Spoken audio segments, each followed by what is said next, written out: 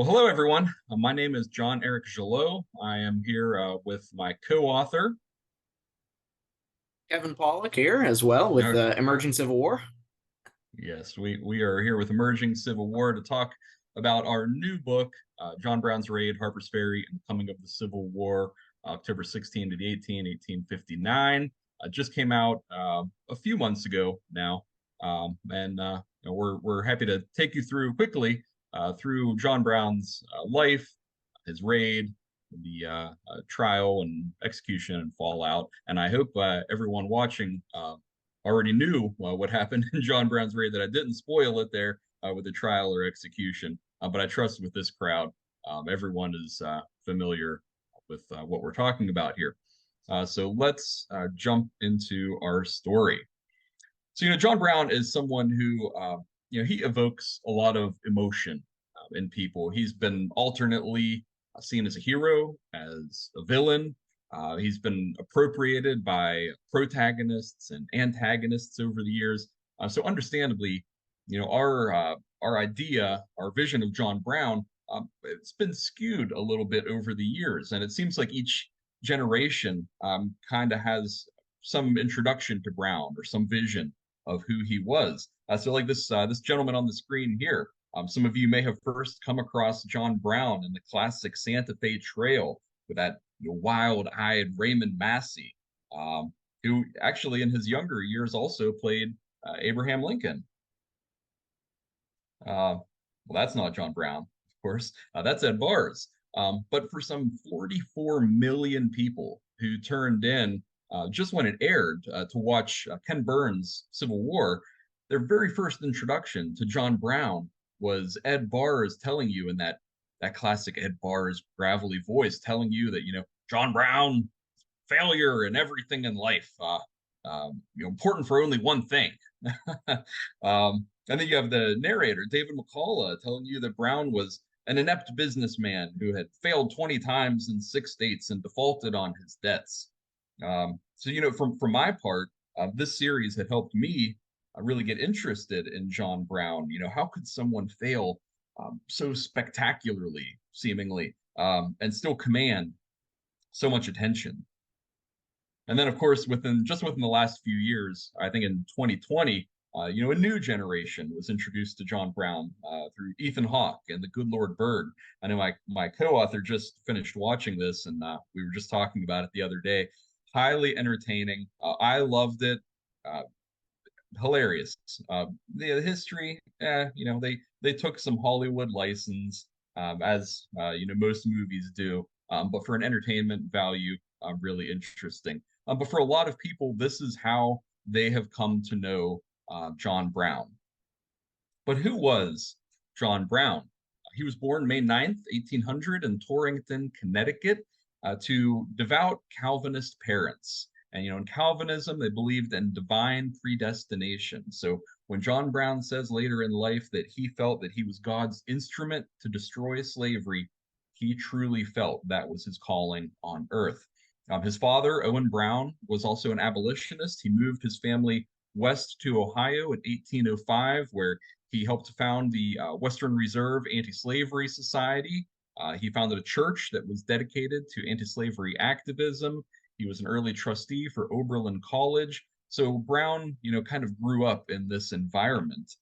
But also, as a young man, John Brown witnessed a slave child who was nearly his same age beaten by his master with shovels and just anything that could come to hand, poorly clothed, kept in freezing temperatures. And Brown said later in life that it was this singular event that really galvanized him into a most determined abolitionist, and as he said, swear an eternal war against slavery.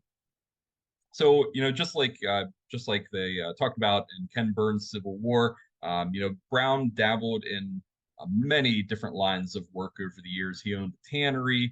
He did some land speculation, livestock sales. He was a breeder and a purveyor of sheep, where he actually did gain some renown. But it's been popular over the years to really dismiss Brown as a failure. But that's when we do that, we're discounting the really serious financial panics that happened in the United States in 1819 in 1837 that ruined many people. Today, borrowers and lenders, we enjoy much more security than you had at that time in the early to mid 19th century. So when we talk about Brown's bankruptcies and failures, guys like Abraham Lincoln, Ulysses S. Grant, Matthew Brady, Mark Twain, all of these guys experienced similar difficulties during their lifetime. Brown had 20 children between two wives. Makes you wonder how he had any time for any of these anti-slavery activities. As I know, with two young children, it could take up a lot of your time. But only 11 of those children survived to adulthood, and Brown's family would really become his first recruits, his first warriors in his war against slavery. But Brown kept that anti-slavery focus really throughout his entire life. He moved his family to Springfield, Massachusetts, where he founded the League of Gileadites, and that was a militant group aimed at protecting the African American population in Springfield from slave catchers. He made the acquaintance of many anti-slavery and abolitionist luminaries like Frederick Douglass, Sojourner Truth, William Lloyd Garrison, Harriet Tubman. He ran in some really incredible circles. And then in the late 1940s, he moved his family north up into the Adirondack Mountains to help launch an African American colony there at Timbuktu, near where Brown would make his home at North Elba. But events in the Kansas Territory would draw Brown west in 1855. So the Kansas-Nebraska Act from the year earlier, 1854, allowed for popular sovereignty, or that the residents of the territories could decide for themselves if they wanted to be admitted to the Union as a slave state or as free states. The slaveholders effectively ceded Nebraska, that they ceded that to be a free state, but they were prepared to fight for Kansas. This is where they drew the line in the sand. So you have abolitionists and slaveholders rushing out to Kansas to stake their claim and tip the balance of power in each of their respective favors. So several of Brown's children actually moved west to Kansas. His son John Jr. wrote his father back in New York after they got there, that as soon as their family got to New York or got to Kansas, that they were marked for destruction. Wrote home to his father that they needed guns more than they needed bread. So that explains, their situation out there. So Brown, when he found out how his family was suffering, how they had been threatened, he left the rest of his family at North Elba and went out to Kansas in late 1855.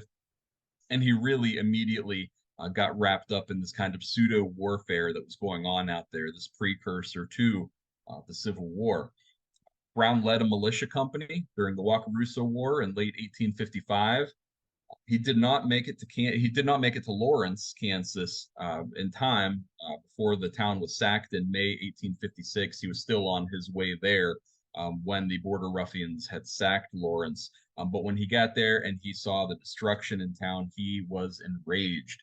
So, in response to this, on May 24th, 1856, he directed the murder of 5 pro-slavery men along Pottawatomie Creek in Kansas. This is probably what he's most well known for next to the Harper's Ferry raid. And he would effectively spend the rest of his life with a bounty on his head after these murders. The following month, June 1856, Brown's company was they captured a group of border ruffians at the Battle of Blackjack. He commanded a militia company again at the Battle of Osawatomie in late August 1856. The town ended up ultimately being looted and burned by the border ruffians. But as Brown watched this happening with tears in his eyes, apparently, he declared, and I'll read you the quote here. He said, quote, "I have only a short time left to live, only one death to die, and I shall die fighting for this cause. There will be no more peace in this land until slavery is done. I will give them something to do other than extend slavery into the territories. I will carry the war into Africa." And so Brown left Kansas in October 1856.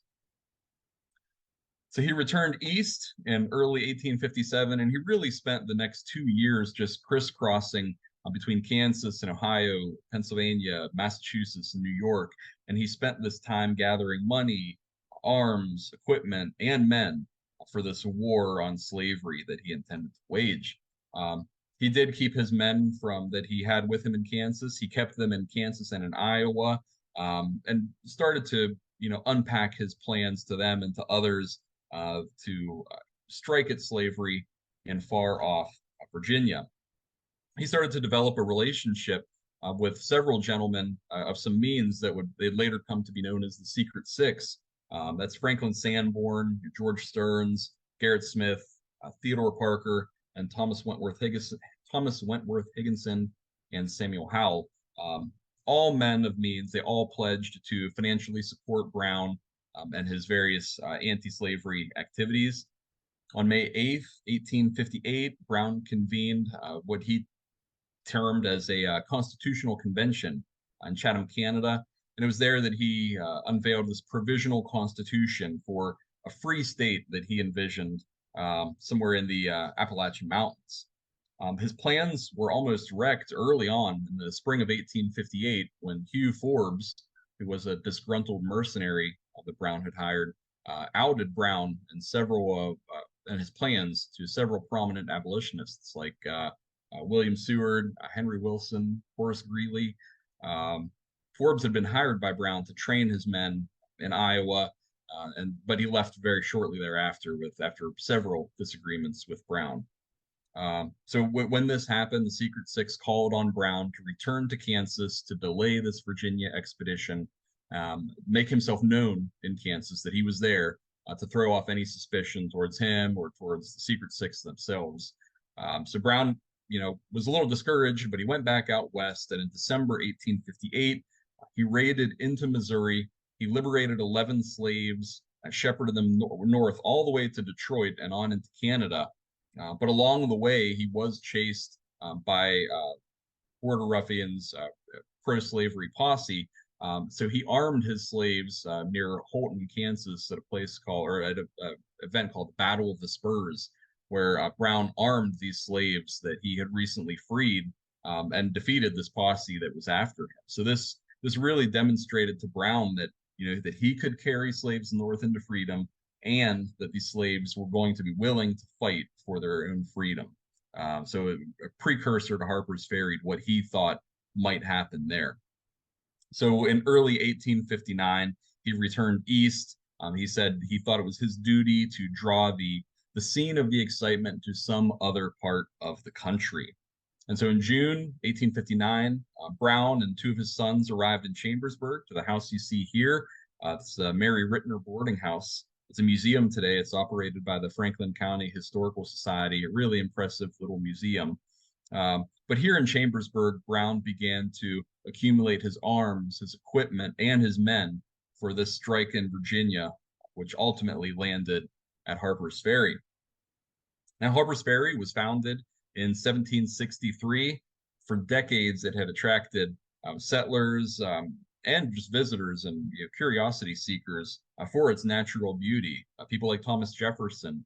The quote that you see there comes from Jefferson, who said the view at Harper's Ferry was one of the most stupendous in nature and worthy of a voyage across the Atlantic.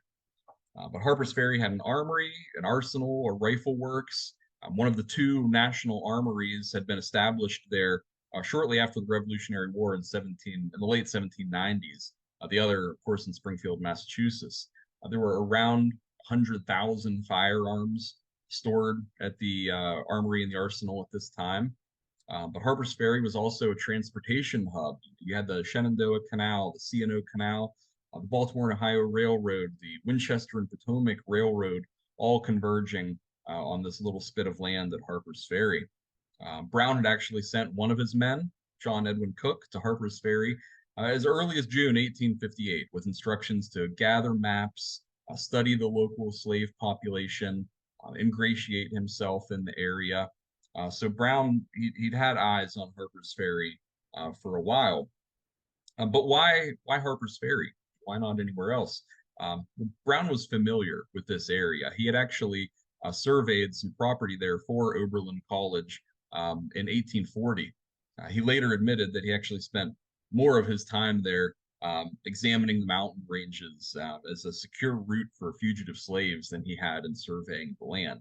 He was kind of fascinated with this area, but he saw the terrain down there, the mountain ranges and the valleys that he could use to funnel slaves through Maryland into the Cumberland Valley and north to freedom. The Pennsylvania line was only about 40 miles away or so, but he also saw the mountains around this area as full of natural forts and defensible points where he could leverage terrain with fewer men to his advantage. And that's what he tried to do in Kansas. But Brown thought that he could use lightning raids in this area to destabilize the slave economy of the Upper South. He thought that he could, if he made it untenable for slaveholders to keep their slaves up in this Upper South area, that he could drive the line of demarcation between slave states and free further south. That they would fear that they wouldn't risk keeping slaves there for fear of losing them to Brown. So he thought if he could just drive slaves from just one county, that he could weaken the institution of slavery in the entire state of Virginia and thereby weaken it throughout the South, like a form of economic warfare, if you will. And there were quite a few slaves in the area.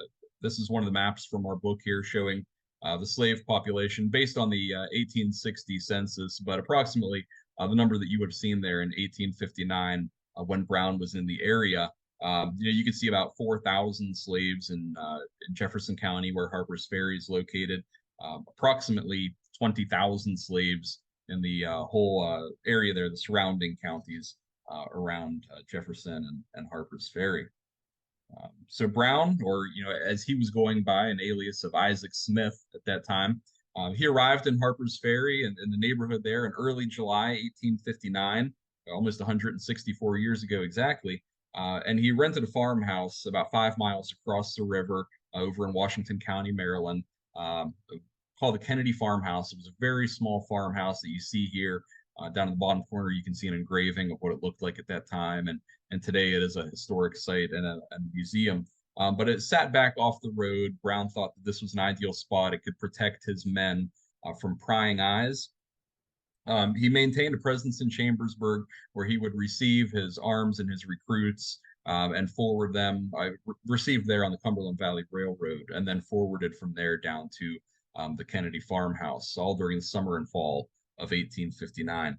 Brown's army only amounted to 21 men, about 16 white men and 5 African Americans that lived here, called this place home. He also had 2 ladies there with him. One was his daughter, Annie Brown, and his daughter-in-law, Martha, there to keep house and to keep up appearances.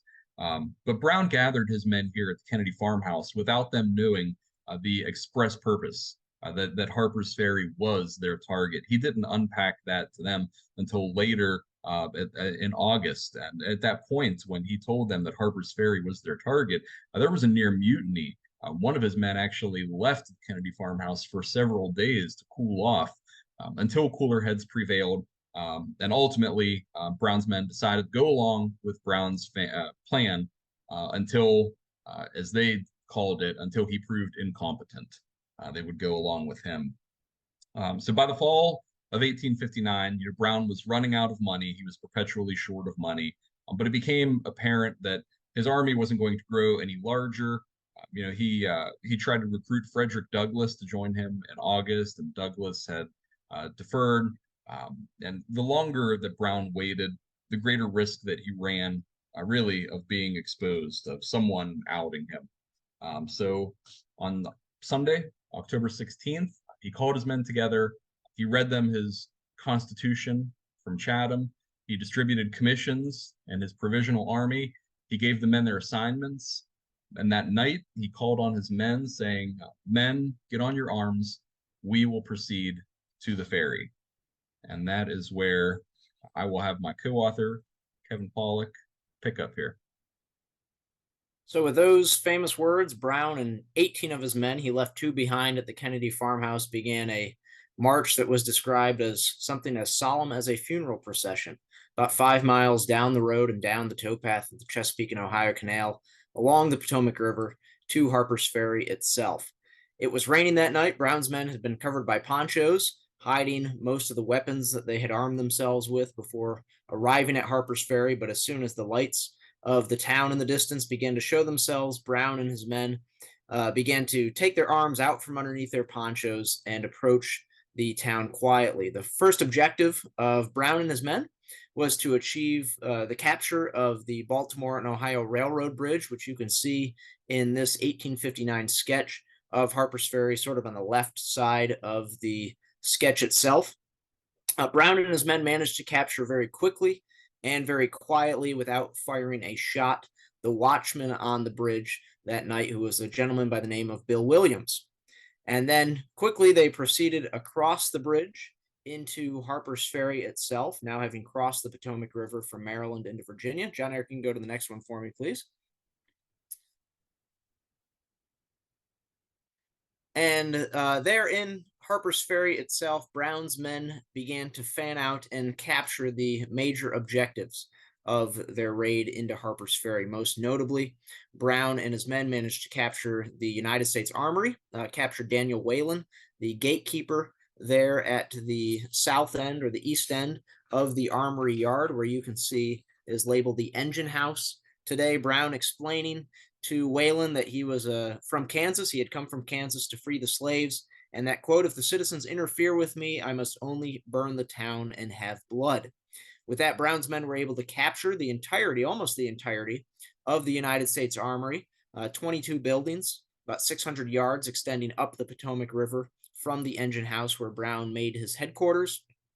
From there, they fanned out as well, capturing not only the Baltimore and Ohio Railroad Bridge, the United States Armory, but the United States Arsenal buildings as well, where those nearly 100,000 weapons were stored in lower town of Harper's Ferry. They managed to capture the bridge over the Shenandoah River as well, and then also fanning out to Hall's Rifle Works on Virginius Island, about a mile west of Harper's Ferry, the lower town of Harper's Ferry itself. Brown's reach extended much further than just the Kennedy Farm and the lower town of Harper's Ferry. He also dispatched a group under the command of Aaron Stevens to go out into the countryside between Harper's Ferry and Charlestown to capture some prominent citizens and their slaves as well. So you can go ahead and move to the next one for me. The first place that they came to was the plantation home of Bel Air, just a few miles shy of Charlestown, in the middle of Jefferson County. Now today it sits in the middle of a housing development, but it does still stand today. And Bel Air was the home of Colonel Lewis Washington, who was a prominent militia officer in Jefferson County and in the eastern panhandle of what's now West Virginia. But Washington was also notably the great-grandnephew of George Washington himself. And John Eric talked about John Cook, Brown's lead man going into Harper's Ferry. Cook and Washington had actually formed a relationship in the months leading up to Harper's Ferry, where Cook had learned that Washington had in his possession some of George Washington's prized relics, including a pair of dueling pistols and a saber as well. And so Brown not only wanted to capture Washington as a way to immobilize the militia in the area and prevent a quick uprising, to corner Brown and his men, but also felt the symbolic nature of the artifacts, those George Washington artifacts that Lewis Washington had in his collection. And so using a fence rail, Aaron Stevens and the few men under his command forced the door of Bel Air open in the middle of the night. They managed to capture Lewis Washington, a few of his slaves, those Washington family artifacts as well, and one of Lewis Washington's carriages. They quickly rode in the carriage, heading back east towards Harper's Ferry, where in the middle of the night they made a second stop at the home you can see in the bottom right corner of the screen, the home of John Allstott. Once again, using a fence rail to pry the door of the Allstott farm open, Stevens and his men pushed their way in, captured John Allstott, his son, a few of their slaves, while the ladies of the house were screaming "murder, murder," and Brown's men were able to take Allstott and his son and those slaves out, ride alongside and behind Washington's carriage. Quickly, as they made their way into Harper's Ferry, Brown began to arm the slaves, not Lewis Washington, John Allstott, and the rest, but those slaves that had been captured from the Washington and Allstott farms, with the famous John Brown pikes, like what you see centered there in the middle of the screen. Brown had contracted for those pikes to be made, 1,000 of them total, to help arm the slaves that he hoped would join in his rebellion to try and end slavery forever in the United States. So by midnight or so, as October 16th turned into October 17th, 1859, Brown's men had pulled off quite an incredible coup. They had captured all the major objectives in downtown Harper's Ferry. They had managed to secure hostages, prominent hostages in the area, and had managed to get, at least by this point, a handful of slaves rising up to their cause, though some of those slaves were at least reluctant to learn about what Brown was doing and exactly what was going on. Then, almost as quickly as Brown's men had achieved success early on in the 36 hours that became known as John Brown's raid, trouble started to plague them. You can go into the next one for me, John Eric. A train, an eastbound train, pulled into Harper's Ferry at 1:25 a.m. The conductor of the train was a fellow named Phelps, who noticed as he pulled up to the bridge carrying the Baltimore and Ohio Railroad across the Potomac River and to points eastward that, oddly enough, there was no watchman there to greet him at the south end of the bridge. That watchman was Patrick Higgins, who had initially been captured by Brown's men as he went to relieve Bill Williams on the bridge. He had managed to escape to a nearby hotel. And so, as the train, the Baltimore and Ohio Railroad, approached the bridge itself, again, they found, oddly enough, that there were no watchmen there on the bridge, and the conductor of the train, Phelps, became curious and suspicious and worried about crossing his train loaded with passengers and supplies across the bridge in the middle of the night itself. So Phelps, a few other men, and the local baggage master, who was a free black man by the name of Hayward Shepherd, began slowly proceeding across the bridge, which was a covered bridge at the time, not like you see this image that was taken a few years after Brown's raid, but they began proceeding across the bridge with lanterns to light their way. A few words were exchanged between Brown's men holding on to the bridge that had just recently captured it, Hayward Shepherd and the entourage that was with him. Shepherd turned to run away, and very quickly one of Brown's men leveled their Sharps carbines, opened fire. A bullet hit Hayward Shepherd in the middle of his body. He exclaimed, as you see the quote there, "Captain, I am shot." He was carried to one of the nearby train stations where he would die early on the morning of October 17th. So quite ironically, the first shot that was fired of Brown's raid and the first casualty of Brown's raid actually was a free black man by the name of Hayward Shepherd himself. By the morning of October 17th, as the sun began to rise that Monday morning, citizens of Harper's Ferry and the neighboring town of Bolivar began to arrive in the Armory Yard along the Potomac River. Very curiously, the bell that would call and summon the Armory workers to work at the Armory itself did not ring that morning because, of course, the man that was responsible for ringing that bell had been captured. And soon enough, citizens themselves began to realize that something was off on that Monday morning. One of those citizens, you can go ahead to the next one for me, please, was a local doctor by the name of John Starry, whom you see in the upper left-hand corner of your screen. He was watching and hearing all of this commotion, watching wagons go back and forth into the Armory Yard early on the morning hours of October 17th. He heard all of this commotion going on. Quickly, he learned what was happening, that a band of insurrectionists had captured the United States Armory, and so Starry mounted his horse, began riding west from Harper's Ferry into the town of Bolivar, and ultimately beyond to Halltown. And just like Paul Revere had done in the American Revolution in 1775, Starry began spreading word of insurrectionists having captured the United States Armory at Harper's Ferry. He quickly dispatched others to ride as far away as Charlestown and Shepherdstown and Martinsburg to rally the Virginia militia, the local militia, to try and end this insurrection as quickly as possible. As citizens began to gather and as the Virginia militia began to arrive in the area around Harper's Ferry, many of them coalesced atop Camp Hill, a large hill on the western side of Harper's Ferry. From there, citizens gathered and grabbed any guns that they could possibly find, including a few Armory workers. Actually learned and recognized that Brown's men had not captured the upper Armory Yard, where many of those guns had been stored due to recent flooding in Harper's Ferry. And so two of those men broke into the buildings of the Armory, gathered musket balls, ammunition, and a few guns, and began arming the citizens of Harper's Ferry itself. And suddenly, then a beehive was forming of citizens and militia that were going to try and corner Brown there in Harper's Ferry and try to end very quickly this insurrection. News grew worse for John Brown, this though of his own doing. By sunrise of October 17th, he let that train cross the Baltimore and Ohio Railroad Bridge. That train made its way beyond Frederick to Monocacy Junction, where it found the first telegraph station along the B&O Railroad line, and quickly began telegraphing to John Garrett, the president of the Baltimore and Ohio Railroad, who then quickly passed the information on to President James Buchanan that insurrectionists, abolitionists had seized the United States Armory and Arsenal at Harper's Ferry. So word began spreading very quickly about Brown's capture of the Armory and Arsenal, and not just on a local level, but on a more national level as well. But as citizens continued to gather, citizens in small pockets would move down High Street, down towards the Arsenal Square, and towards the end of the Armory Yard where Brown had made his headquarters. One of the first citizens to make their way along that was an Irishman, an Irish grocer by the name of Thomas Borley, who was armed with a shotgun. He fell in an exchange of gunfire at the intersection of Shenandoah and High Streets, and very quickly then things began to escalate in the lower town of Harper's Ferry itself.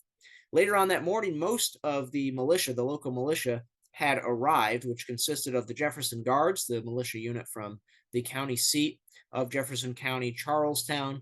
Militia as well from Shepherdstown, about 12 miles up the Potomac River, had arrived, and these groups of local citizens continued to coalesce and form themselves into informal militia units to try and suppress Brown's capture of the United States Armory. So you can go ahead to the next one for me, please.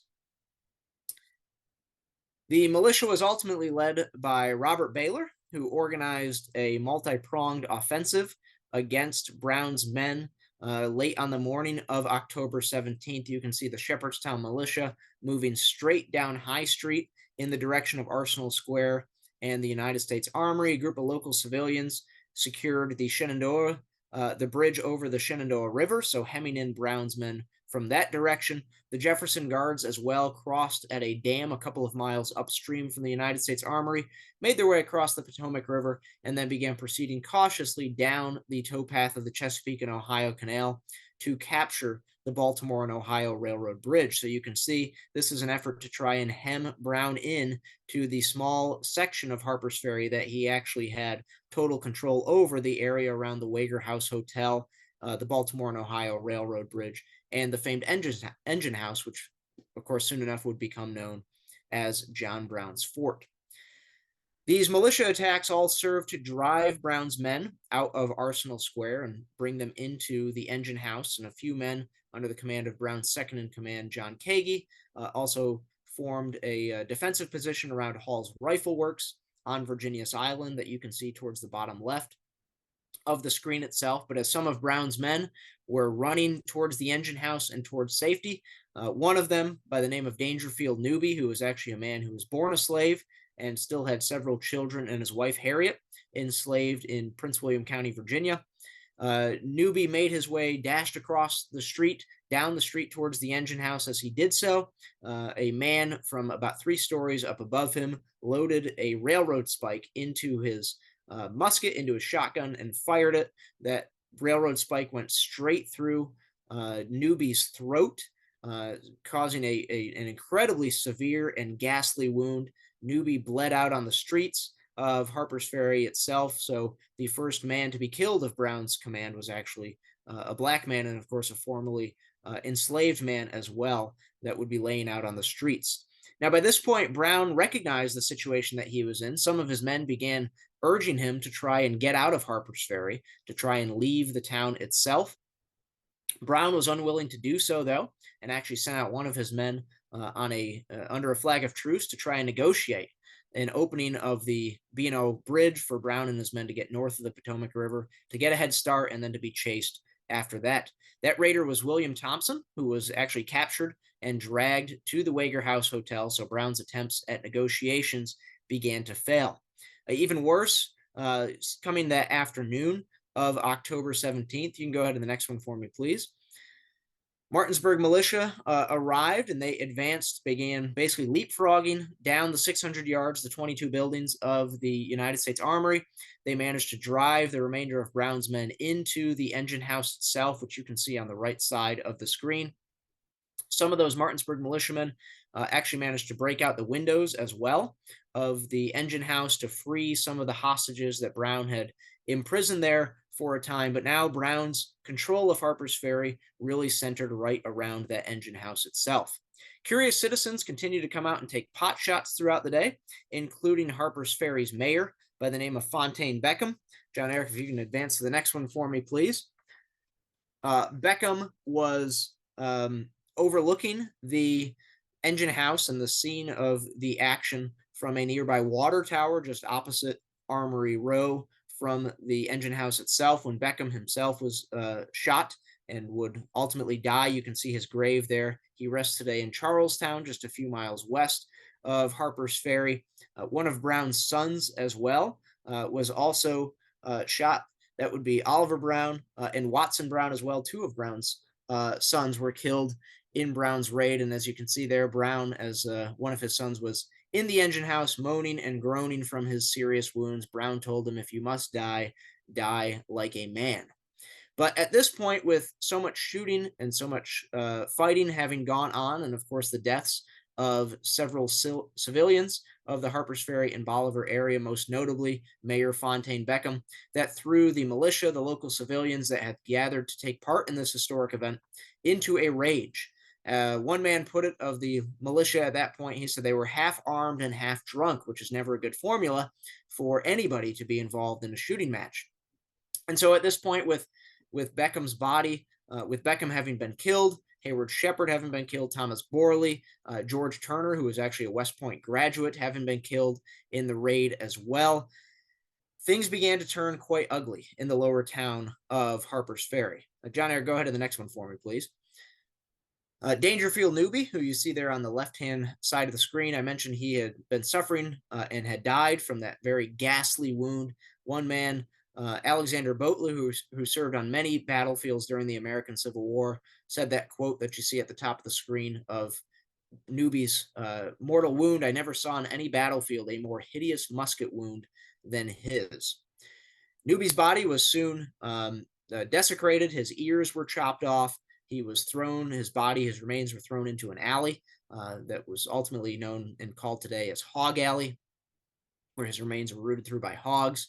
Soon enough, once militiamen and federal troops arrived at the Kennedy Farmhouse in the aftermath of Brown's raid, they also found several letters that Newby had exchanged with his wife, Harriet. And you can see an excerpt of one of those letters. Harriet was constantly imploring Newby to come as quickly as he possibly could to try and free him and his children, or else he might not see them ever again. And of course, unfortunately, Newby in his desperation had joined Brown's command, Brown's force, to try and free his wife, having a very personal stake in Brown's objectives, try and free his wife and children, and ultimately died in the process of doing so. Also, these enraged civilians managed to drag William Thompson out of his room in the Wager House Hotel. One of the proprietors of the hotel implored the civilians of Harper's Ferry not to murder Thompson in her hotel, not because she was trying to defend Thompson, but simply she didn't want to clean up the mess that all of that would create. And so young Thompson, was dragged out of the Wager House Hotel.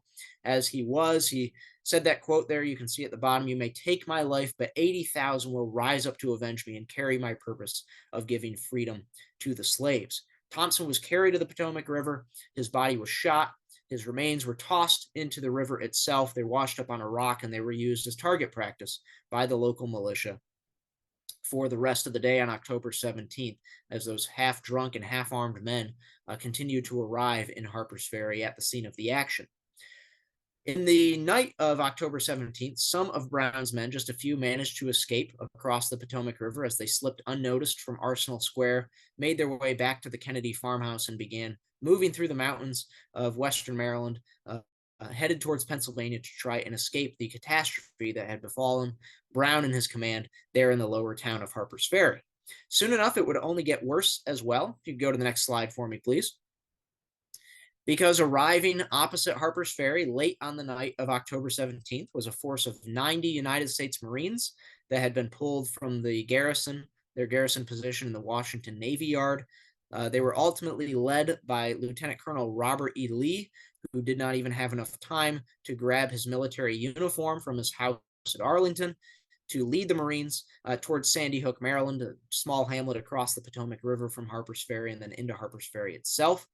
Lee was accompanied by Jeb Stuart, whom you see there on the left-hand side of the screen. Stuart had been in Washington trying to pitch a patent to the United States War Department when he learned and overheard of trouble going on at Harper's Ferry. So Stuart at least managed to at least borrow a United States military uniform, but Lee led the Marines to Harper's Ferry in his civilian uniform. Under cover of night, Marines crossed the Baltimore and Ohio Bridge into Harper's Ferry. Lee was worried, and rightfully so, that with the number of hostages that Brown and his men had managed to capture and keep in the engine house, that a nighttime assault would not only be deadly to Brown's men and the Marines, but also the hostages who were held by Brown and his men. So Lee waited until daylight. But in the meantime, he had offered the honor of storming the engine house to the local militia, who had really succeeded in hemming Brown into the lower section of Harper's Ferry. But as one of the militia commanders told Lee, he said, "You are paid for doing this kind of work," implying, of course, that the militia were not. And so the trouble befell the Marines about 7 a.m. on the morning of October 18th. Jeb Stuart was sent forward first and alone to try and negotiate. Well, really, he was told not to negotiate, but to offer Brown and his men left there in the engine house a chance to surrender. Stuart had encountered Brown out in Kansas and so knew him well. Stuart immediately began to talk to Brown. Brown tried to negotiate his way out. Stuart informed Brown that he was under no orders, no circumstances could he negotiate with Brown, and Stuart then proceeded to step aside from the center door of the engine house, wave his hat as a signal for the Marines to go forward. At that point, about 7 a.m. that morning, a few United States Marines stepped forward with large sledgehammers trying to batter through the door of the engine house itself. Their efforts were unsuccessful when a few men noticed a very large and heavy ladder laying in the midst of Armory Row, of the streets of the United States Armory. As you can see in this famous sketch of the suppression of Brown's raid, Marines grabbed this ladder, and after two attempts to ram through the door, a small hole was created in the door itself. Lieutenant Israel Green, who was the ranking combat officer of the United States Marines that day, crawled through the door, managed to make his way to the backside of the engine house, where he encountered Lewis Washington.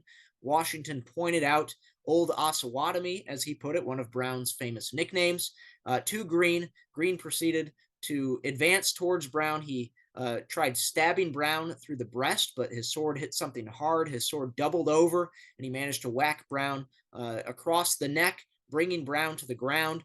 Soon enough, more of the Marines crowded into the engine house through that small hole in the door, including Private Luke Quinn, who was killed, the only Marine to be killed in the raid itself. But within a matter of just a few minutes, Robert E. Lee said that it was over in less than 3 minutes. The Marines managed to suppress Brown and his men, capturing Brown and a few of his men in the engine house, and also killing 2 of Brown's men in the engine house itself. Amidst a furious crowd of onlooking civilians, Brown was carried out of the engine house with all of his wounds into the nearby paymaster's office. John Eric, go ahead and advance to the next one for me, please. And there, Brown began to speak with local civilians and soon enough national dignitaries as well. Virginia Governor Henry Wise showed up in Harper's Ferry on October 18th. Brown's raid had lasted just 36 hours, had ultimately, of course, been unsuccessful in its goals. But really, after those 36 hours, Brown began to really shape how we view him today. And this is where Brown, I think, really had his finest hours, was in the 6 weeks left of his life after the 36 hours at Harper's Ferry. United States Congressman Clement Vallandigham also showed up. Brown was more than willing to speak, despite his wounds, with these national dignitaries, with local newspaper reporters, about what his objectives were, about what his feelings were on slavery. And he said to one of them, he said, "You may dispose of me very easily, but this question is still to be settled. This Negro question, I mean, the end of that is not yet." And surely that would be true.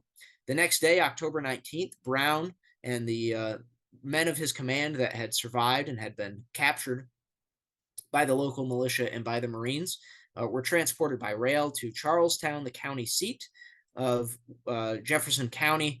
and there they would be arraigned and tried. Brown's trial lasted just about a week from late October until November 2nd, 1859. Ultimately, he was tried for 3 counts, and that was treason, murder, because 5 civilians of Harper's Ferry, and of course, 1 United States Marine included in that count, had been killed during Brown's raid. And then also Brown was tried for inciting a slave rebellion and a slave insurrection. On November 2nd, 1859, Brown was found guilty on all 3 of those counts. He was offered a chance to be able to speak about how he felt about this, and Brown uttered a speech that is now famous. Some folks later compared it to the Gettysburg Address with what Brown had to say. But ultimately, in the end, Brown had told his captors and the jurors and the civilians who were listening to his trial in the Jefferson County Courthouse, he said, "If it is deemed necessary that I should forfeit my life for the furtherance of the ends of justice, I say, let it be done." Brown had 1 month left to live. He was told that on December 2nd, 1859, he would be executed in a field outside of Charlestown. So from his jail cell, Brown continued to preach what he believed was his purpose in life of the extinguishment, the abolition of slavery, and slowly began to garner supporters to his side, to the point where by December 2nd, 1859, that morning when he was led out of his jail cell into the back of a wagon where he was sitting on his coffin as the wagon made its way to the gallows. By this point, as Brown ascended the gallows itself, Northerners had shut down shops. They had marked the time when Brown was to dangle at the end of his rope and would be no more as a moment of remembrance. Church bells would chime at the moment of Brown's execution there in Charlestown. But Brown was led to an open field outside of Charlestown, surrounded by hundreds and thousands of local Virginia militia, including a few men who would become famous during the coming conflict that Brown's raid helped to bring on, including Thomas Jackson, soon to be known as Stonewall Jackson, and John Wilkes Booth as well. John Eric, if you can move on to the next one for me. And as Brown had handed a note to his jailer on his way out of the jail, he expounded on a prophecy, a feeling that he had come to develop in the 6 weeks since his capture at Harper's Ferry. And some of Brown's last prophecy, some of his last words were, "I, John Brown, am now quite certain that the crimes of this guilty land will never be purged away, but with blood. I had, as I now think, vainly flattered myself that without very much bloodshed it might be done." Of course, bloodshed had been spilled in Harper's Ferry at the expense of Brown and his men. Soon enough, on December 2nd, 1859, Brown's blood as well would be spilled, this time as he dangled at the end of the rope and was executed, and his body would be brought back throughout the North, where citizens would get out to gather at rail stops and view Brown's body, mourn Brown's death, view his casket as it made its way north. And while Brown had expired at the age of 59 there in Charlestown on December 2nd of that year, Brown's spirit continued to linger on. If you can go ahead to the next one for me, please. Of course, the famous quote of "John Brown's body lies moldering in the grave" was a hymn that soldiers across the North sang as they marched off into war in 1861 to 1865. Herman Melville, the famous poet, described John Brown as the meteor of the war. Of course, viewing all of that with hindsight, Frederick Douglass proclaimed that the first shots of the Civil War had been fired in Harper's Ferry in October of 1859 rather than in Charleston Harbor, South Carolina, in April of 1861. All of that was viewed with hindsight, but looking at it, Brown's raid certainly had an impact on the growing sectionalism that was taking hold throughout the United States. Northerners began to view Brown as a martyr. As I mentioned, Northerners praised Brown and his efforts, maybe not so much the means of his efforts, but what he was trying to do by ending slavery. And that really drove a wedge even further between North and South. Southerners viewing Brown as not a martyr, as a villain, and threatening, worrying that there were thousands of John Browns throughout the North. Edmund Ruffin, a famed secessionist, fire eater, actually picked up a handful of John Brown pikes, as they came to be known, and sent them to each of the southern state governors, informing them that this is what was waiting for them, the cold steel at the end of a John Brown pike, because of what John Brown had initiated throughout the North. And so it wouldn't be until, really, as I mentioned again, April 1861, about a year and a half after Brown's raid came to an end, that the American Civil War began. But Brown became one more of those hot topics, hot debated points amongst North and South that served to further drive a wedge between the two drifting sections of the country. And Brown's raid certainly put the United States on the road to civil war that began officially in April of 1861. He truly was, as Herman Melville put it, the meteor of the war, with those actions that he performed in Harper's Ferry during the course of 36 hours from October 16th to the 18th, 1859, and during the final 6 weeks of his life until Brown died on December 2nd of 1859. So John, Eric, and I would like to thank you for tuning in this evening. If you are interested in picking up a copy of our book that is part of the Emerging Civil War series, you can find a copy of it from our publisher at savisbeatty.com. And we are also out on the speaking circuit quite regularly. So if you're interested in having us and picking up a signed copy of us, from there you can find our speaking engagements at emergingcivilwar.com, and again from our publisher Savis Beatty as well. So we thank you for joining in tonight, and we'll be happy to answer any questions that you might have.